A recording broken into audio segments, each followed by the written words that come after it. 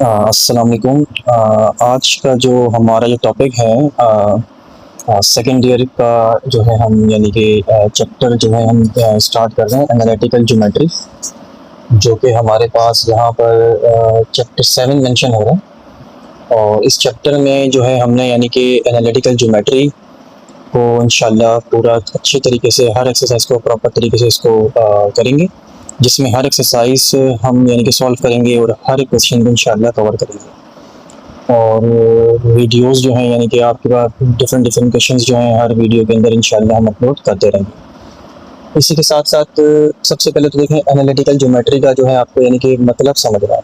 अगर आपको analytical geometry का मतलब समझ आ जाएगा और स्ट्रेट लाइन का मतलब समझ आ जाएगा, तो इसका मतलब है आगे जितने भी चैप्टर्स हैं आप आराम से उनको अंडरस्टैंड कर सकते हैं।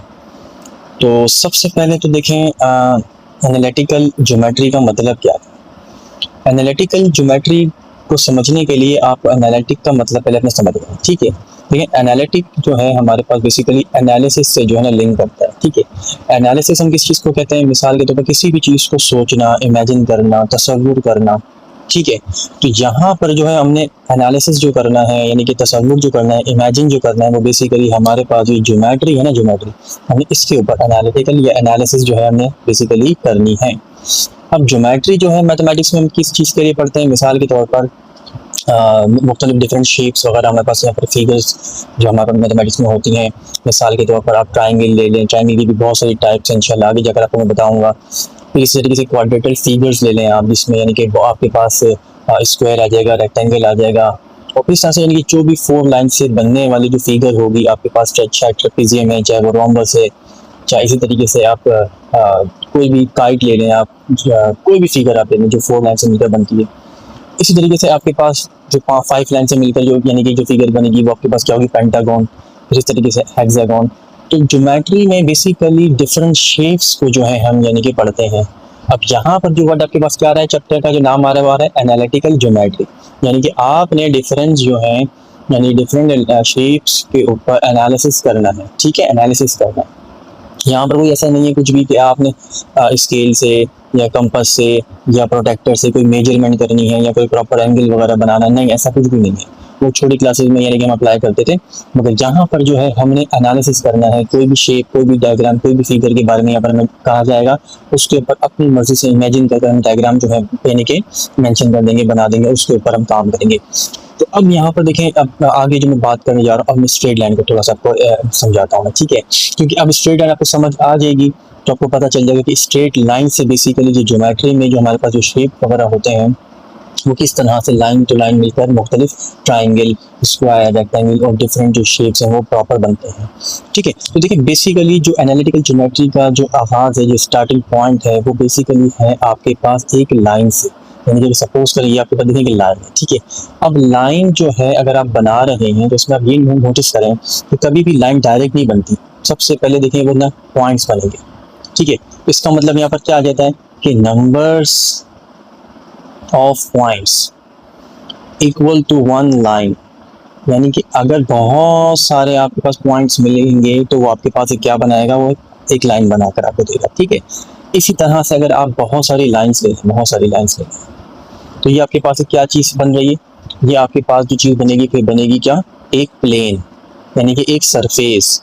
मिसाल के तौर पर आपकी वॉल है, वॉल में देखें पहले ब्लॉक टू ब्लॉक मिलते हैं, यानी कि पॉइंट टू पॉइंट मिलते हैं, वो एक लाइन बन जाती है। फिर वो बहुत सारी लाइंस मिलकर वो एक पूरी वॉल, एक पूरा प्लेन बन जाता है, ठीक है। तो स्ट्रेट लाइन के बारे में इसलिए पढ़ाया जा रहा है ताकि उस लाइन के अंदर आपको ये भी पता हो कि बहुत सारे नंबर ऑफ पॉइंट्स भी हैं, नंबर ऑफ पॉइंट्स मिलकर लाइन बना रहे हैं। तो लाइन टू लाइन मिलकर यानी कि कोई ट्राइंगल भी बना सकता है, कोई यानी कि कोई शेप आप बना लें। देखिए एक लाइन ये रही, दूसरी ये रही, तीसरी ये रही, ठीक है। इस तरीके से आप 4 लाइन का भी इस्तेमाल कर सकते हैं। 1 2 3 4 देखिए फिगर बन गई। तो मैंने जैसे आपको शुरू में कहा कि जो ज्योमेट्री हमारे पास बेसिकली है एनालिटिकल ज्योमेट्री, इसमें हम डिफरेंट शेप्स को और डिफरेंट फिगर्स को जो है आप डिस्कस करेंगे, मगर आपको ये पता होना चाहिए पीछे के जो डिफरेंट शेप या डिफरेंट फिगर जो भी बन रही है हमारे पास, चाहे वो आप पैरेललोग्राम यहाँ पर आप ले लें, ठीक है। तो जो भी शेप हमारे पास बन रहा है वो बेसिकली लाइन टू लाइन मिलकर बन रहा है, ठीक है। अब वो लाइन के अंदर क्या है, पॉइंट्स हैं। अब यहाँ पर आपने ये थोड़ी सी चीज़ें नोटिस करनी है कि अगर शेप्स के अंदर लाइंस हैं और लाइन के अंदर डिफरेंट पॉइंट्स हैं। तो पॉइंट जो है ना, पॉइंट बेसिकली इस पॉइंट के पास दो वैल्यूज हमारे पास होती हैं। एक मिसाल के तौर पर आपने देखा होगा कि ये एक्स और ये वाई, हमारे पास दो वैल्यूज हमें अपनी शो की जाती हैं, जो कि हमारे पास ये एक्स एक्सिस को शो कर रही होती है वैल्यू, ये वाई एक्सिस को। कि भाई अगर ये पॉइंट मैं यहाँ पर मेंशन कर दूँ या बना दूँ मिसाल के तौर पर कि भाई मेरे पास ये एक्स एक्सिस है, ठीक है, और यहाँ पर मैं बना दूँ मेरे पास ये वाई एक्सिस है। तो ये जो पॉइंट है, जाहिर सी बात इस पॉइंट ने एक्स एक्सिस से भी कोई ना कोई फासला डिस्टेंस जो है वो कवर किया होगा, और वाई एक्सिस से भी कोई ना कोई डिस्टेंस का फासला कवर किया होगा।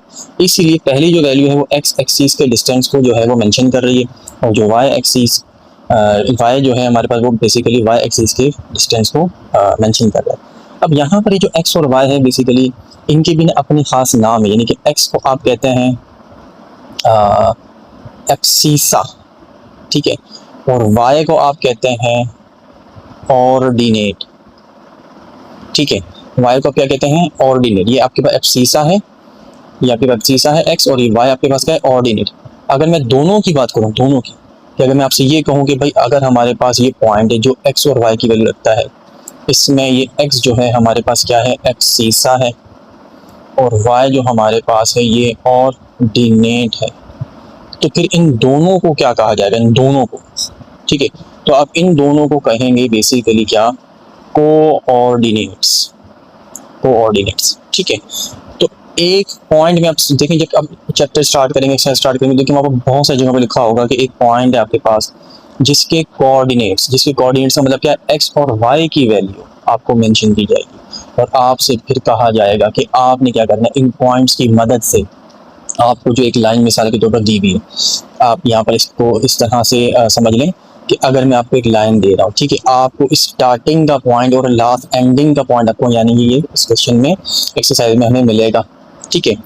अब हमें ये तो पता है पहले से कि भाई लाइन के अंदर डिफरेंट नंबर ऑफ पॉइंट्स होते हैं, मगर अगर किसी लाइन का, ये बात भी हमें पता है कि अगर किसी लाइन का हमें स्टार्टिंग और एंडिंग पॉइंट अगर हमें नहीं पता, तो इसका मतलब यहाँ पर यह है कि वो जो है लाइन कहलाएगी। मगर अगर कोई लाइन जिसका स्टार्टिंग पॉइंट और एंडिंग पॉइंट हमें पता है, लेट सपोज यहाँ पर एक्स और वाई 2 1 है, और यहाँ पर जो है मेरे पास जो सेकंड पॉइंट है, फर्स्ट पॉइंट में ए कंसिडर कर लेता हूँ, सेकंड पॉइंट में बी कंसिडर कर लेता हूँ, ठीक है। अब मेरे पास जो दूसरा पॉइंट है इसमें जो है यानी कि वैल्यू कोई भी ले चलें, 4 -5 ले लें आप, ठीक है। अगर कोई लाइन जिसका स्टार्टिंग पॉइंट और एंडिंग पॉइंट हमें पता हो, तो उसको हम कहते हैं लाइन सेगमेंट। क्या कहते हैं, लाइन सेगमेंट कहते हैं, यानी कि ये हमारे पास क्या आ गई, एक लाइन सेगमेंट आ गई। अब इस लाइन का अगर हमें वो कहते हैं भाई यहाँ से लेकर यहाँ तक, यानी कि पॉइंट ए से लेकर पॉइंट बी तक आपने क्या करना है, डिस्टेंस फाइंड करना है, डिस्टेंस फाइंड करना है, मेजरमेंट करनी है। जाहिर सी बात है, अब एक लाइन है यहाँ से स्टार्ट हो रही है कई किलोमीटर तक यानी कि जा रही है, तो जाहिर सी बात है हम कोई स्केल से या किसी मेजरमेंट से तो उसको तो नहीं मेजर कर सकते, तो हम क्या करेंगे, इसके लिए खास एक फार्मूले का इस्तेमाल करेंगे। तो यहाँ पर हमें डिफरेंट लाइन्स दी हुई होंगी, उन लाइन का डिस्टेंस, उनका स्लोप, उनकी बहुत सारी आपको डिफरेंट मिड पॉइंट, लाइन का सेंटर पॉइंट होगा वो आपको फाइंड करना होगा। फिर लाइन का आपको इंटरनल पॉइंट, यानी कि लाइन के अंदर कोई भी पॉइंट, यानी कि जो जहाँ कहीं से भी ब्रेक हो रहा है उस पॉइंट को आपको अगर फाइंड करना है, फिर आगे फॉर्मूला आएंगे इंशाल्लाह मैं आपको बताऊंगा, इंटरनल डिवीजन है, एक्सटर्नल डिवीजन है। इसी तरीके से आपने फिर लाइन की इक्वेशंस को फाइंड करना है, और फिर आगे कुछ सवाल ऐसे भी आएंगे आपके पास जो यानी कि आपको लाइन के बेस पर जो है आपकी फिगर्स वगैरह बनी हुई होंगी डिफरेंट, और उन फिगर्स के बारे में आपसे कहेगा कि भाई आपने डिफरेंट लाइंस की मदद से इस फिगर को जो है एनालिसिस करके यानी कि प्रूव करना है। तो ये चीज़ें होंगी, और इसमें ये कि चलें अब आपको ये बेसिक कॉन्सेप्ट जो हैं ये आपको तकरीबन ऑलमोस्ट समझ आ गए कि हमने किस तरह से पहले एनालिटिकल ज्योमेट्री को समझा, फिर स्ट्रेट लाइन समझा।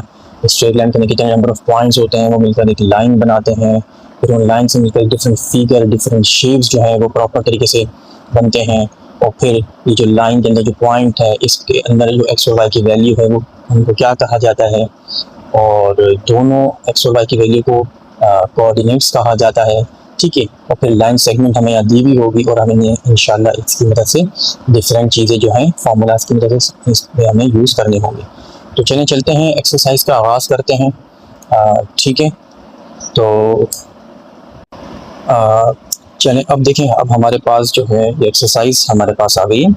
जो कि हमारे पास इस चैप्टर की 7.1 पहली एक्सरसाइज है।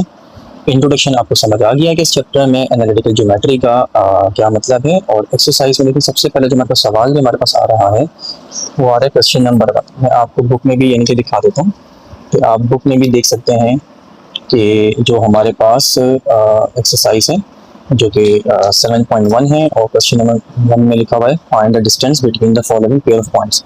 तो पहला पॉइंट मैं ले रहा हूँ, फर्स्ट इसका पार्ट हम यानी कि ये करते हैं जो कि ए जो है -1 3 और बी जो है 5 माइनस 5 है। ये 2 पॉइंट दिए हैं लाइन के, जिसको मैं आपको कर दिखाता हूँ कि किस तरह से हमें इसमें डिस्टेंस फाइंड करना है। जैसे मैंने कहा था कि लाइन हमें दी हुई होगी और लाइन का हमें जो है डिस्टेंस और मुख्तलिफ मिड पॉइंट और मुख्तलिफ और भी बहुत सारी चीज़ें हमें फाइंड करनी होंगी। तो देखिए करने का तरीका क्या होगा, सबसे पहले आप देखिए आपको 2 पॉइंट दिए, ए पॉइंट और बी पॉइंट। तो आपने एनालिसिस के मुताबिक पहले अज्यूम कर लेना कि भाई मैं एक लाइन जो है ले रहा हूँ, जिस लाइन सेगमेंट का पहला पॉइंट है मेरे पास यानी कि वो ये वाला है, यानी कि ये जो मैं पहला पॉइंट है ए पॉइंट यानी कि -1 और 3। और लाइन सेगमेंट का जो दूसरा पॉइंट भी है उसको मैं यहाँ लिख देता हूँ 5 -5। ये देखिए ये मैंने खुद से इमेजिन कर लिया, एनालिसिस कर लिया कि मेरे पास कोई लाइन होगी जिसका पहला पॉइंट ये होगा, दूसरा पॉइंट ये होगा, और मुझे जो है बेसिकली यहाँ से लेकर यहाँ तक क्या फाइंड करना है, डिस्टेंस फाइंड करना है, डिस्टेंस फाइंड करना है। ठीक है, अब इस डिस्टेंस के फाइंड करने के लिए हमें यहाँ पर एक अदद फार्मूला दिया हुआ है। इस फार्मूले को हमें पता होना चाहिए कि भाई डिस्टेंस जो है वो बराबर हमारे पास होता है √x2 - x1 whole square plus y2 - y1 whole square. ठीक है, अब ये x2 जो है ना, ये वैल्यू 2 जो है थोड़ा सा x के नीचे होगी, जिसको हम सब स्क्रिप्ट कहेंगे। एक वैल्यू होती है x के ऊपर पावर, जिसे हम सुपर स्क्रिप्ट कहते हैं। तो ये बेसिकली हमारे पास जो वैल्यू है ये 2 और ये 1 ये x की सब स्क्रिप्ट है। ठीक है, तो x2 - x1 whole square plus y2 - y1 whole square. अब आपने करना क्या है, जो पहला पॉइंट आपका था उसको हमेशा x1 y1 आप कहेंगे, जो दूसरा पॉइंट आपका था उसको हम हमेशा क्या कहेंगे x2 y2 कहेंगे। तो अब आपने x1 y1 और x2 y2 की जो वैल्यू है इस फॉर्मूले के अंदर आपने यहाँ पर रिप्लेस कर देनी है। और ये जो डिस्टेंस है बेसिकली आप a से लेकर b तक का निकाल रहे हैं, तो आप यहाँ लिख देंगे कि भाई हम जो है a से लेकर b तक का डिस्टेंस फाइंड करें। तो आप इसके ऊपर एक लाइन बनाएंगे, ये a से b तक के ऊपर जो छोटी सी लाइन बनेगी ये मेंशन करेगी कि आप a से लेकर b तक यानी कि a से लेकर b तक की लाइन का डिस्टेंस फाइंड कर रहे हैं। और लेंथ को फाइंड करने के लिए ये जो साइड में मैग्नीट्यूड है ये लगा देंगे आप। ठीक है, तो ये हमारा मैग्नीट्यूड आ गया। अब आपने क्या करना है, ये अंडर रूट आपने फॉर्मूला लगाया प्रॉपर तरीके से। x2 की जो वैल्यू थी आपके पास x2 की, तो x2 की जो वैल्यू थी देखिए ये रही आपके पास 5, ये आपने 5 लगा दी। x1 की वैल्यू -1 है, तो ये क्या माइनस फॉर्मूले का और -1 बन के क्या बन जाएगा, प्लस बन जाएगा। ठीक है, फिर y2 की वैल्यू आपके पास क्या है, -5 है, और y1 की वैल्यू क्या है आपके पास 3 है। ठीक है, फिर आप इसको क्या करें, थोड़ा सा मज़ीद इसको सॉल्व करें। तो आप देखें आपके पास जो है under root as it is आ जाएगा, 5 + 1 6 whole square minus plus -8 whole square. इसी तरीके से आप आगे आ जाएं, 6 का स्क्वायर 36 प्लस माइनस के ऊपर पॉजिटिव साइन है तो इवन नंबर की वजह से वो पॉजिटिव हो जाएगी, और 8 का स्क्वायर 64। तो 36 और 64 प्लस करेंगे आपका 100 बन जाएगा। 100 को बाहर निकालेंगे तो क्या आ जाएगा आपके पास 10 यूनिट्स। ठीक है, तो आपके पास ये जो ए बी की जो आपने जो डिस्टेंस आपने फाइंड किया वो आपके पास आ गया 10 यूनिट्स। अब यूनिट्स क्यों लगाते हैं, यूनिट इसलिए लगाते हैं कि हमने यहाँ पे ना कोई सेंटीमीटर को मेंशन किया हुआ है सवाल में, ना कोई मीटर को, ना किलोमीटर, किसी चीज़ को मेंशन नहीं किया। तो इसलिए हमने कहा कि भाई आप यूनिट लगाते हैं आगे, हो सकता है वो सेंटीमीटर हो, किलोमीटर हो, तो फिर वो उस हिसाब से जो है हम अज्यूम कर लेते हैं। मगर फिलहाल हम जो भी डिस्टेंस दिखाएंगे उसके आगे यूनिट्स लिख देते हैं। तो इस तरह से देखिए आपका जो है एक डिस्टेंस निकल गया कि ए से लेकर बी तक का जो आपने जो डिस्टेंस फाइंड किया बेसिकली वो आपके पास 10 यूनिट्स आ गया है। ठीक है, अब इसी तरीके से जो है हमारे पास एक नेक्स्ट क्वेश्चन हमारे पास आ रहा है, और उस नेक्स्ट क्वेश्चन में जो है इस तरह सेकंड और थर्ड पार्ट भी आप ट्राई कर सकते हैं। मगर अभी हम जो है मैं आपको दिखाता हूँ बुक में कि हमारे पास जो बुक में जो सेकंड क्वेश्चन है वो क्या है कि देखें यहाँ लिखा हुआ है कि find the point on y axis, यानी कि आपने y एक्सिस पर एक पॉइंट है वो फाइंड करना है, which is 5√2 units away from 5 2, यानी कि वो जो है पॉइंट जो y एक्सिस पर है वो इतना यूनिट्स आगे यूनिट्स में क्या मेंशन हो रहा है, क्या पता चल रहा है कि हमारे पास जो है ये बेसिकली एक डिस्टेंस है, उस y एक्सिस वाले पॉइंट से लेकर एक डिस्टेंस है जो कि अवे फ्रॉम 5 2 यानी कि इस पॉइंट से और वाई एक्सिस वाले पॉइंट तक के दरमियान का जो फासला है वो बेसिकली 5√2 है। ठीक है, तो इस क्वेश्चन को भी हम अभी करते हैं। इसकी देखें एनालिसिस कैसे करेंगे, डायग्राम कैसे बनाएंगे, इमेजिन कैसे करेंगे। तो सबसे पहले काम आपके सवाल को पढ़कर एनालिसिस करना है। यही चीज़ आपने इस चैप्टर में सीखनी है और यही चीज़ आपकी जो है एनालिसिस को, एनालिटिकल ज्योमेट्री आपकी स्ट्रॉन्ग जो है इसी तरीके से होगी कि सवाल पढ़कर आपने किस तरह का डायग्राम को बनाना है। विदाउट डायग्राम आपने सवाल नहीं सॉरी बगैर आपने विदाउट डायग्राम आपने जो सवाल जो है वो सॉल्व नहीं करना है। क्योंकि अगर आपने विदाउट डायग्राम बगैर डायग्राम के सवाल करने की कोशिश की तो फिर जाहिर सी बात है आपको काफ़ी प्रॉब्लम होगी। अगर आप डायग्राम बना लेंगे तो इजी वे में आराम से क्वेश्चन को सॉल्व कर सकते हैं।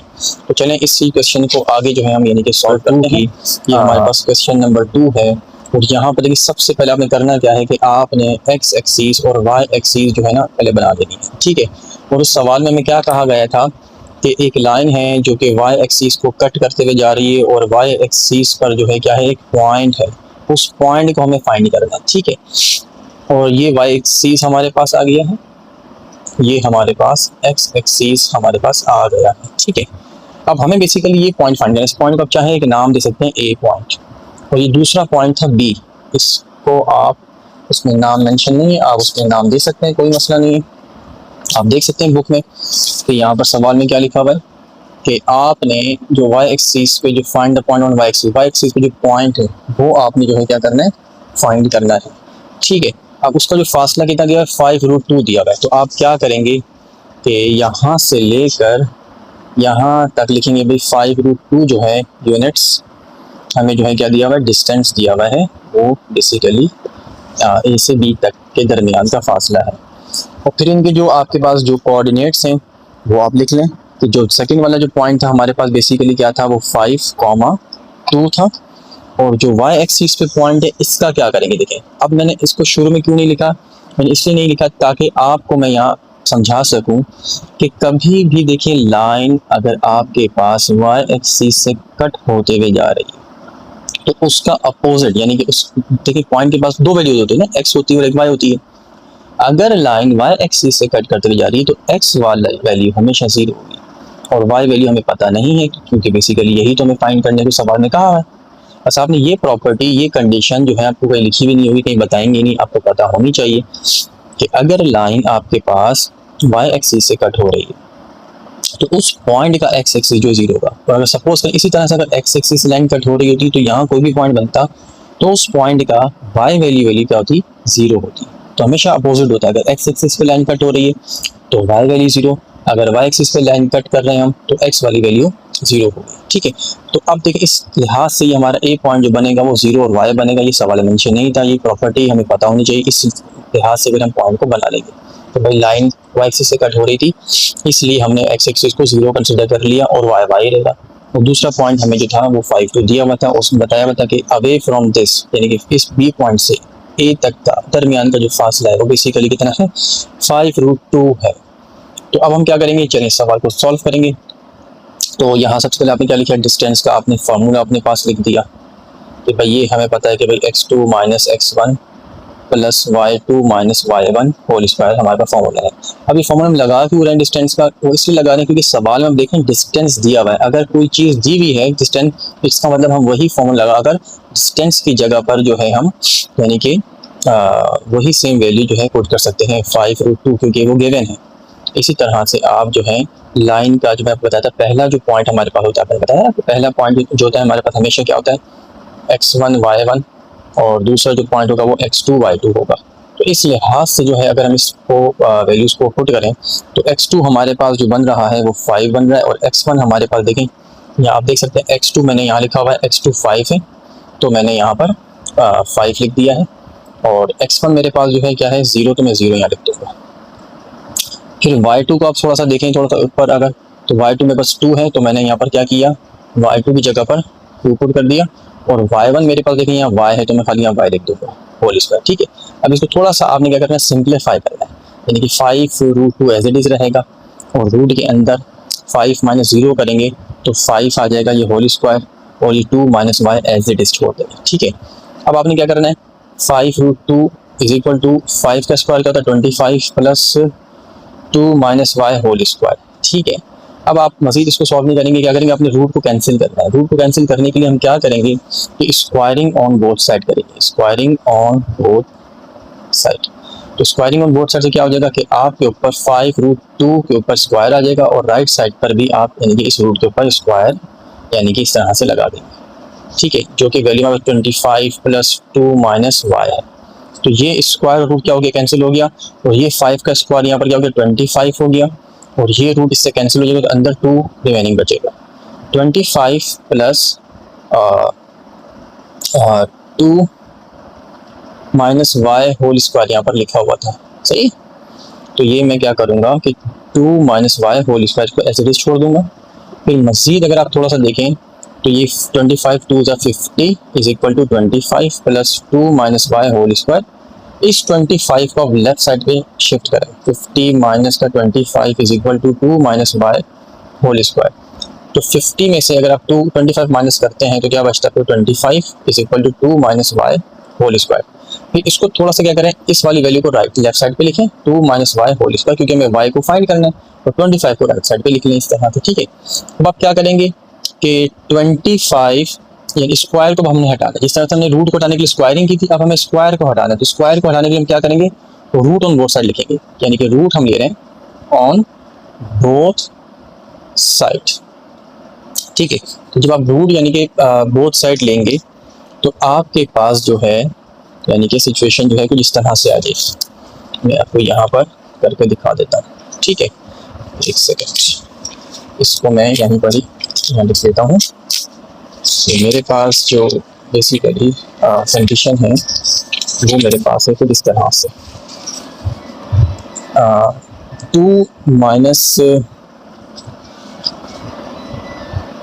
अब देखें ये जो रूट मैंने दोनों तरफ यानी कि रूट ले लेना है, तो जब मैं रूट लगा दूंगा इस स्क्वायर के ऊपर भी रूट आ जाएगा और राइट साइड पे भी देखें रूट लगाया मैंने, मगर हमें देखें यहाँ नंबर था तो हम राइट साइड पे जब भी रूट लगाएंगे तो साथ में प्लस माइनस लाजमी लगाएंगे। ठीक है, तो ये स्क्वायर और ये रूट क्या हो जाएगा, ऐसे कैंसिल हो जाएगा। तो मेरे पास में क्या बचेगा, 2 माइनस वाई बचेगा, plus minus as it is root 25 में से यानी कि 25 का जब रूट निकालेंगे आपको 5 आपके पास रिमेनिंग बचेगा। इस लिहाज से देखें आपके पास एक वैल्यू आ रही है पॉजिटिव, एक आ रही है नेगेटिव, तो आप क्या करें, बीच में आप यानी कि सेंटर में एक लाइन लगाकर इस 2 माइनस वाई को इस इक्वल टू पॉजिटिव वाली वैल्यू के साथ अलग लिख सकते हैं और 2 माइनस वाई को नेगेटिव वाली वैल्यू के साथ अलग लिख सकते हैं। तो अब आप अपने वाई को राइट साइड पे शिफ्ट कर दें, नंबर को नंबर के पास ले जाएं, तो देखिए 2 माइनस 5 = वाई, यानी कि वाई पॉजिटिव हो गया और 5 जो है वाई पॉजिटिव और 5 नेगेटिव हो गया, तो प्लस माइनस माइनस में -3 बचेगा। वाई की वैल्यू आपके पास क्या आ गई, -3 आ गई।